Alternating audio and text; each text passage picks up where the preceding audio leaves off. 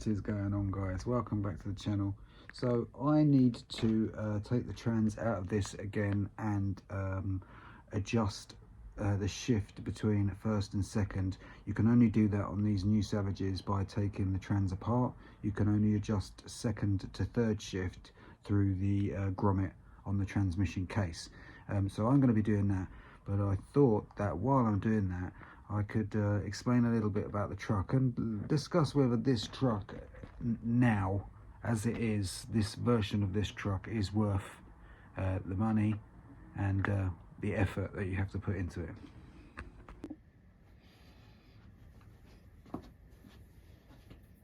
So guys, the question is this truck in 2003/2004 worth it?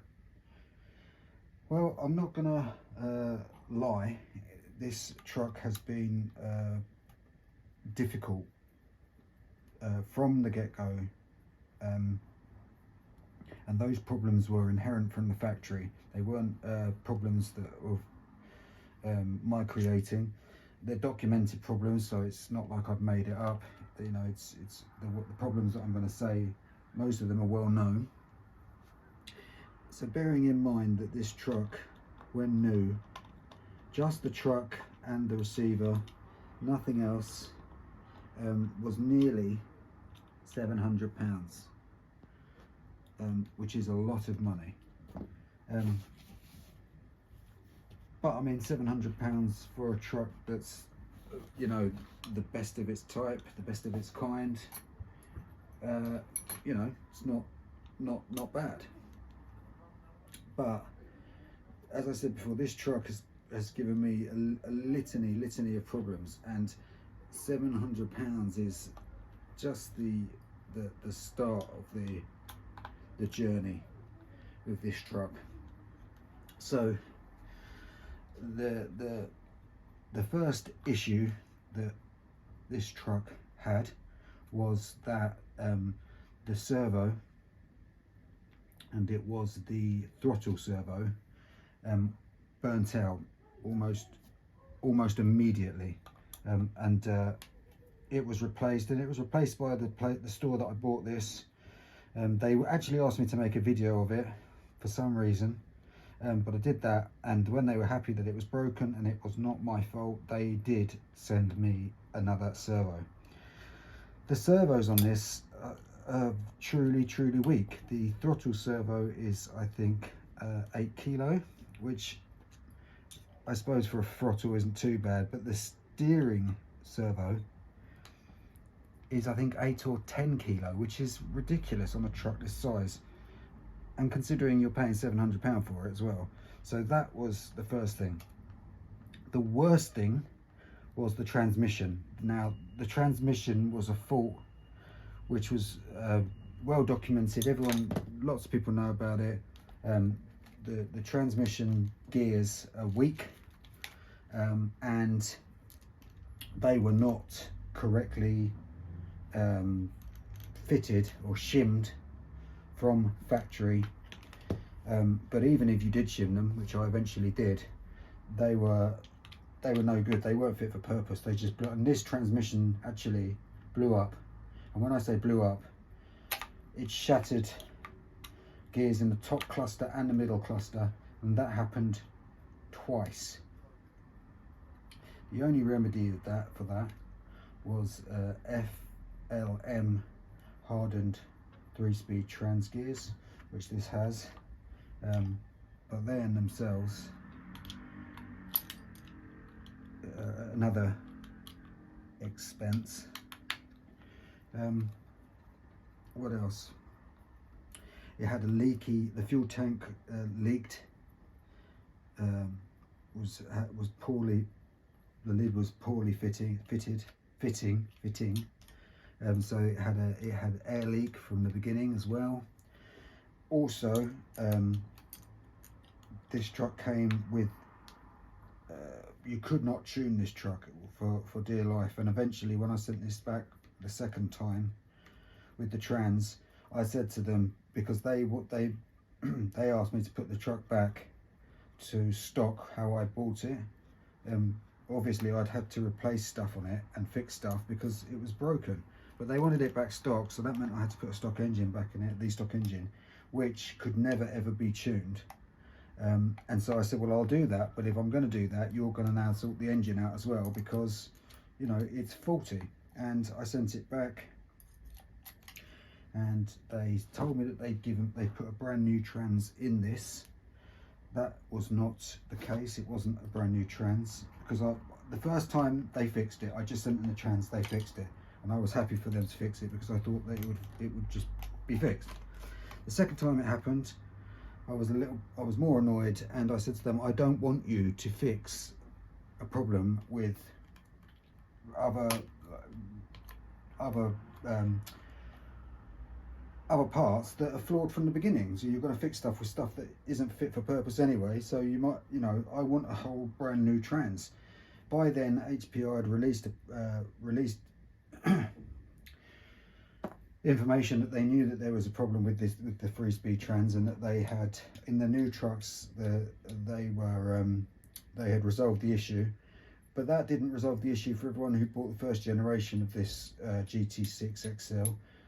They should have either recalled this whole thing and put new trans in it for people, or they should have sent people out new transes. They didn't do either of that.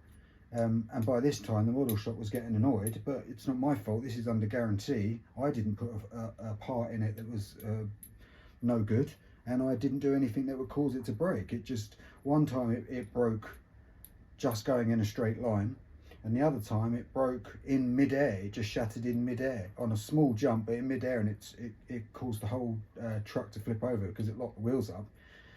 Now if I'd have landed the jump and it had broken then, you know, you could maybe say that was driver error, but the fact of the matter is it did it in midair, and there's no reason, and it wasn't even a big jump, and it was on like a mound of dirt. It wasn't concrete or anything. So you know, these are all things that are unfortunate, to say the least. And you know, of course it would definitely put you off. So that was that. I'm trying to think if there's anything else that was an issue with this truck. I think that was mainly it. Oh, obviously the diffs are made out of monkey metal as well, so they have been repaired. They didn't break, but they sure as hell would have done, and they needed replacing, so they got replaced. So now you're looking at this truck thinking, is the truck worth it? So you know, you're spending money on diffs front and back, and bulletproof diffs, if you get them from HPI, are not cheap. The 3-speed gears from FML, they are not cheap. Upgraded servos, which must really, because they're no good either. They're not fit for purpose really. They're not cheap. So you're looking at a lot more than the original outlay of this truck to get it into a usable, to get it to a position where it's absolutely usable. You know, you're looking at a lot more money than the original outlay.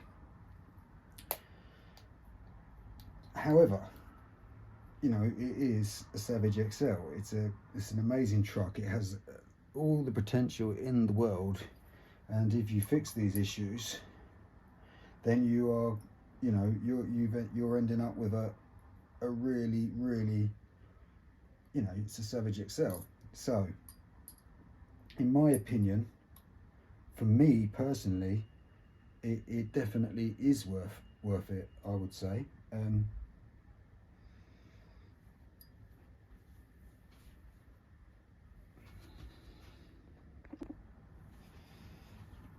The problem with these, another problem you get with this system is that the settings for the 5.9 engine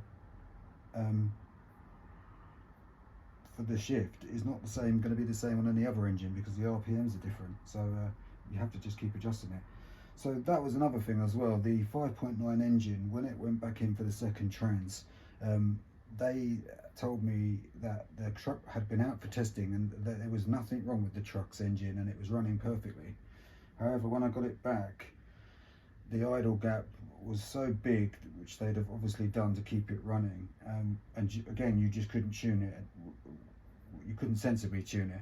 So eventually I took the engine apart, and what it was the back plate was just not, it wasn't screwed on at all. It was not sealed whatsoever and never had been. I should have taken it apart earlier, but I didn't want to, because it wasn't my problem. It was a new truck. You know, I shouldn't have had to do that. But anyway, that's what happened. So yeah, but regardless of all that, if you're prepared to put the time and the effort and the money into it, you know, it's a great truck. It's beautiful. Where else are you going to get like an amazing monster truck like this now? There isn't any other monster trucks like this on the market you can buy. So for me, 100%, it's definitely worth it. I love the thing.